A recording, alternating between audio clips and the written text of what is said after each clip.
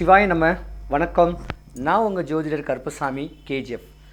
Tamil star TV Salem இந்த சேனலை பார்த்துருக்கிற அனைவருக்கும் எல்லா வளமும் எல்லா நலமும் கிடைக்கணும். 2026 வரக்கூடிய வருடம் மேச ராசி முதல் மீன ராசி வரைக்கும் 12 ராசிக்காரர்களுக்கும் வாழ்க்கையோடைய பிரதிபலிப்பு எப்படி இருக்கும், இந்த வருடமாவது நம்மளுக்கு யோகங்கள் கிடைக்காதா அப்படின்னு ஆதங்கத்தில் இருக்கக்கூடிய உங்களுக்காக இந்த பதிவு. பொதுவாகவே பார்த்திங்கன்னா நம்ம தமிழ் வருட பிறப்பு சித்திரை மாதம்தான். சித்திரை மாதத்தில் வரக்கூடிய கிரகங்களுடைய பெயர்ச்சியும் கிரகங்களுடைய சஞ்சாரத்தை வச்சு தான் இந்த வருஷம் எப்படி இருக்குன்னு கேட்குறத நம்ம சொல்ல முடியும். ஆனால் நம்மளுடைய போதாத நேரம், கஷ்டங்கள், நஷ்டங்கள், துன்பங்கள் இந்த வருடம் 2026 ஜனவரி மாதத்துலையாவது இனிமே சரியாவாதா அப்படின்னு ஆசைகள் இருக்கக்கூடிய தருணம் நம்மளுக்கு உண்டு. அப்போ பொதுவாகவே இந்த 2026 எல்லா ராசிக்குமே யோகம்தான். எல்லா ராசிக்காரங்களுக்கும் யோக நிலை தான் சொல்லுவேன்.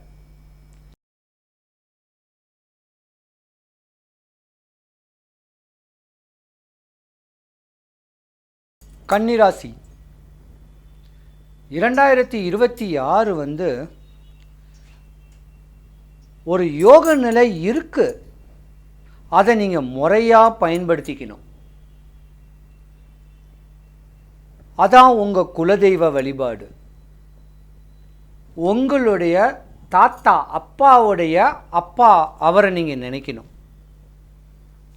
ஏன்னா பொதுவாகவே 2026 உங்களுக்கு கண்டக சனிக்கு யூக்கலானது. 2025க்கு முன்னா ராகு கேது பெயர்ச்சிக்கு முன்ன வரைக்கும் நீங்கள் கஷ்டப்பட்ட ஜாதகம், கருமாயப்பட்ட ஜாதகம்.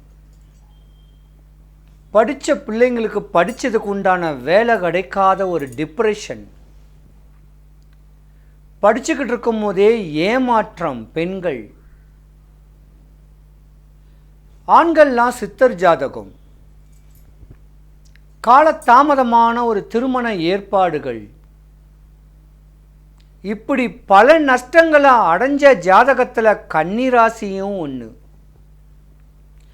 ஏண்டா கன்னிராசியில் பிறந்தோன்னு சொல்லக்கூடிய அமைப்புக்கு உண்டான கஷ்டங்களெல்லாம் நீங்கள் அனுபவிப்பீங்க.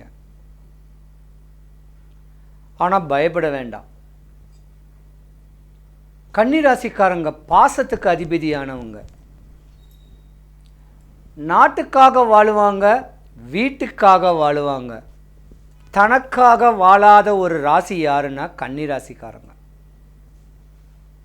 கல்யாணமே வேணாம்பா, என் அக்கா தங்கச்சி அண்ணன் தம்பி இருக்காங்களா, அவங்கள பார்த்து அவங்க பிள்ளைங்களை நான் பார்த்துட்டு வாழ்ந்துடுறேன் அப்படின்னு சொல்லக்கூடிய ஜாதகம். பல ட்ரஸ்ட்டு அடுத்தவங்க நல்லபடியாக படித்து சந்தோஷமாக இருக்கணுங்கிறத தான் வாழ்க்கையை நாட்டுக்காக அர்ப்பணிக்கக்கூடிய தருணம் உடையவங்க.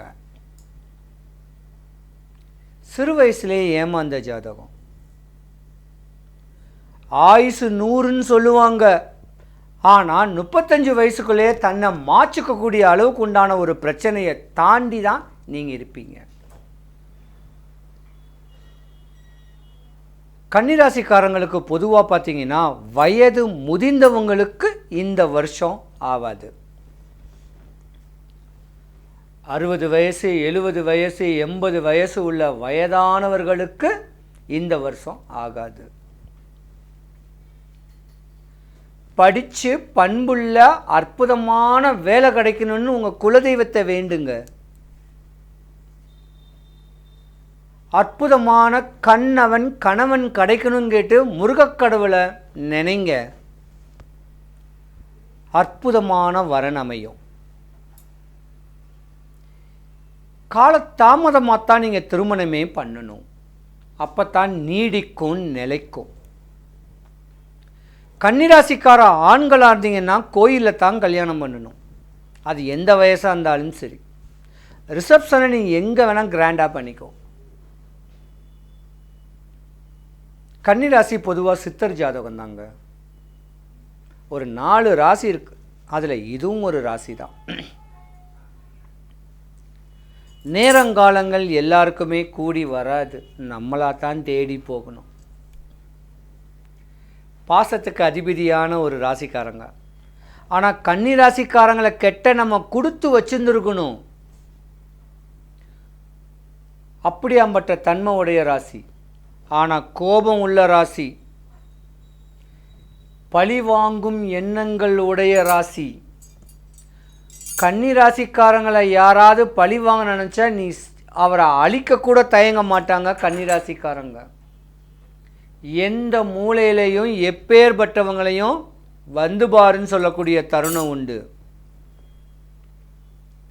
கவனம் தேவை கன்னி ராசிக்காரங்களுக்கு. பொதுவாக ஒரு குறிப்பிட்ட கால வயது வரைக்கும் நீங்கள் நாகத்தின் சம்பந்தப்பட்டதில் இருப்பீங்க, தோஷத்தில்.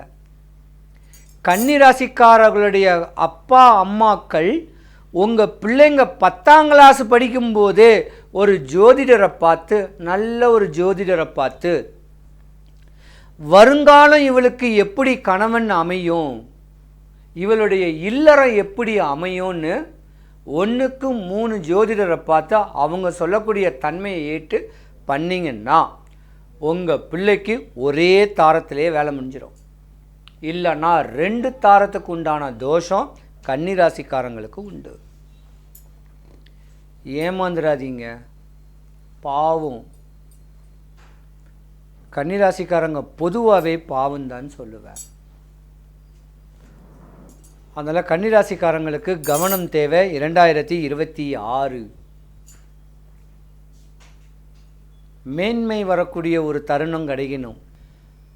பொதுவாக நோய், வறுமை, கடன், பயம், சத்ரு, எதிரி, இன்னல், இடையூறல் உள்ள ஜாதகர்கள் சேலத்துக்கு மிக அருகாமையில் உள்ள மேச்சேரி பத்ரகாளி அம்மன் ஒரு அம்மா இருக்கா.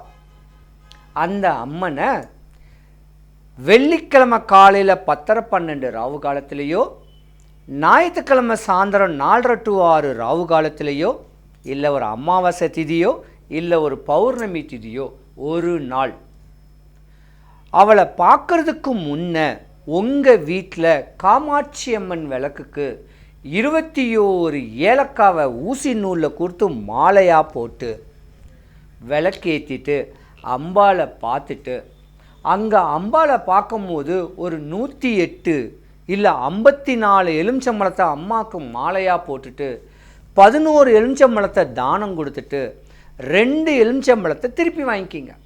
1 அறுத்து புழிஞ்சு ஜூஸு போட்டு உங்கள் குடும்பத்தில் இருக்க எல்லாரும் குடிங்க. ஒரு கனியை வீட்டில் அச்சதைன்னு சொல்லக்கூடிய அரிசியும் மஞ்சளும் மிக்ஸ் பண்ண அச்சதையை ஒரு கிண்ணத்தில் வச்சுண்டு அதுக்கு மேலே இந்த எலுமிச்சம்பழத்தை ஒரு 15 நாள் வைங்க. உங்கள் வாழ்க்கை நீங்கள் என்ன ஆசைப்படுறீங்களோ, கல்யாணம் ஆகலையா, குழந்தை இல்லையா, கஷ்டமா, நஷ்டமா, தொந்தரவா, தொழிலில் போட்டியா, சூனியமா, செய்வினையா, என்ன இடையூறுள் இருந்தாலும் உங்களுக்கு சரியாக போயிடும். ஏன்னா பயங்கர சக்தி வாய்ந்தவ மேச்சேரி பத்ர காளியம்மன், துர்காக்கு அதிதேவதை காளியம்மா. அதனால் முடிஞ்ச அளவுக்கு அம்பாளை வந்து பாருங்கள். உங்கள் மனக்குறை இல்லாமல் சூப்பராக சுபிக்ஷம், ஐஸ்வர்யம், கடாட்சியத்தோட எல்லாரும் 2026 வாழணும். சிவாய நம.